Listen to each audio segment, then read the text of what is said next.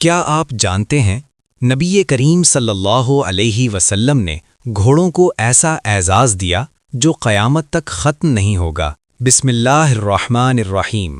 السلام علیکم ورحمۃ اللہ وبرکاتہ۔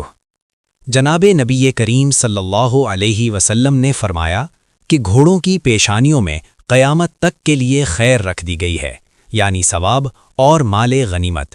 حوالہ سنن نسائی، حدیث نمبر 3605۔ اس حدیث میں رسول اللہ صلی اللہ علیہ وسلم نے گھوڑوں کی عظیم فضیلت اور ان سے وابستہ خیر کو بیان فرمایا ہے کہ اللہ تعالیٰ نے گھوڑوں کے ساتھ قیامت تک کے لیے بھلائی کو وابستہ فرما دیا ہے، جس میں ثواب بھی ہے اور مال غنیمت بھی، کیونکہ گھوڑے جہاد، حفاظت، قوت اور عزت کا ذریعہ رہے ہیں۔ اس سے یہ سبق ملتا ہے کہ اسلام میں وہ وسائل جو دین کی سربلندی، دفاع اور نیکی کے کام آئیں، نہایت قدر و منزلت رکھتے ہیں۔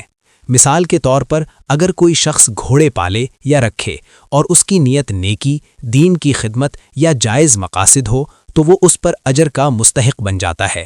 یہ حدیث ہمیں یہ یقین دلاتی ہے کہ اسلام میں نیک نیت کے ساتھ اختیار کی گئی چیزیں دنیاوی فائدے کے ساتھ ساتھ آخرت کے اجر کا بھی سبب بنتی ہیں۔